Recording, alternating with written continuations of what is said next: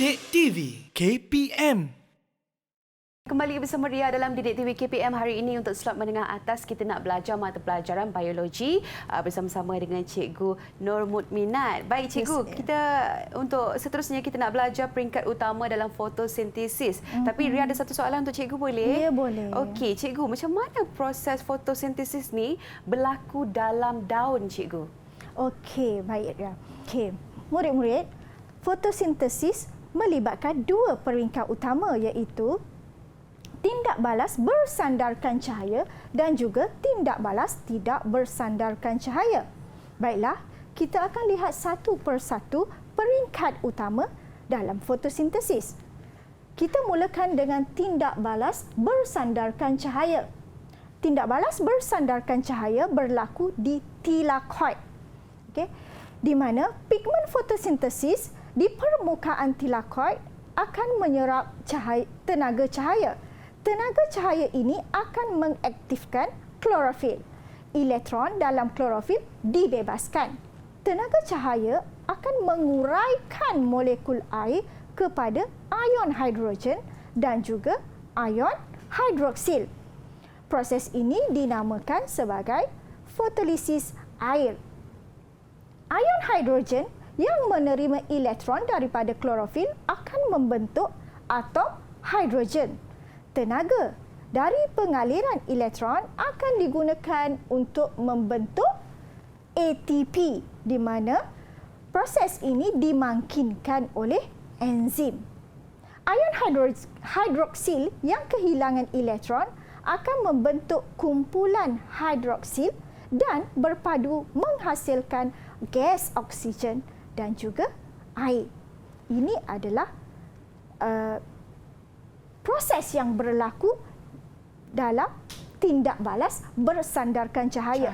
Tindak balas bersandarkan cahaya bermaksud dengan kehadiran cahaya. Apabila ada cahaya, maka berlakulah proses ini.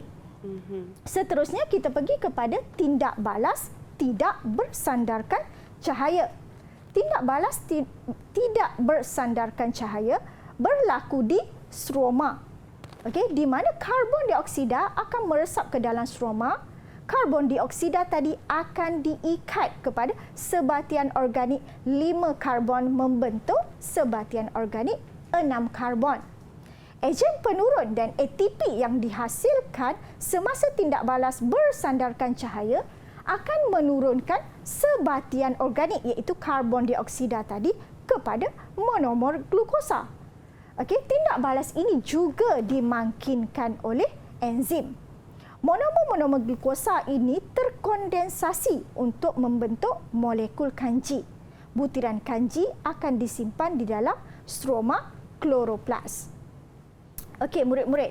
Murid-murid perasan tak pada struktur daun kita ada stoma.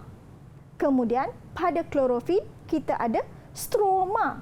Okay. Stoma dan stroma adalah dua perkara yang berbeza. Stoma adalah liang pada epidermis bawah daun, manakala stroma adalah bendalai yang berada di sekitar granum.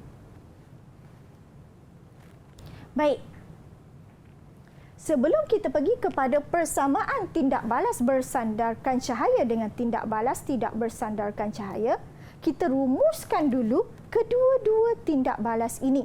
Kita katakan tadi tindak balas bersandarkan cahaya menghasilkan air dan juga oksigen, manakala tindak balas tidak bersandarkan cahaya menghasilkan glukosa. Jadi, secara keseluruhannya fotosintesis akan menggunakan karbon dioksida dan juga air menghasilkan glukosa, oksigen dan juga air. Baik. Daripada penerangan cikgu sebentar tadi, boleh tak murid-murid dan juga Ria nyatakan persamaan bagi tindak balas bersandarkan cahaya dan juga tindak balas tidak bersandarkan cahaya? Okey, saya cuba ya cikgu. Baik. Yang pertama, kedua-dua tindak balas itu dimungkinkan oleh enzim Okey. Itu yang pertama. Yang keduanya, kedua-dua tindak balas itu berlaku dalam kloroplas, cikgu. Betul. Nampaknya Ria betul-betul memahami pembelajaran kita hari ini.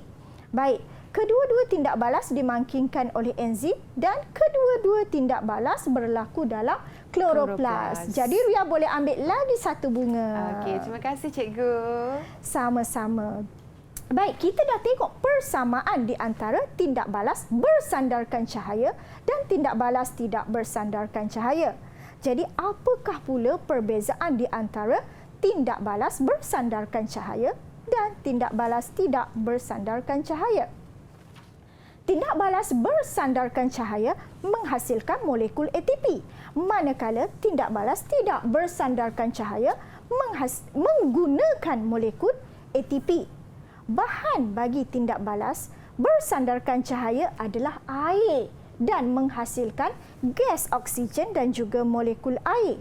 Manakala tindak balas tidak bersandarkan cahaya menggunakan gas karbon dioksida dan menghasilkan glukosa. Seterusnya, tindak balas bersandarkan cahaya berlaku di tilakoid, manakala tindak balas tidak bersandarkan cahaya berlaku di stroma.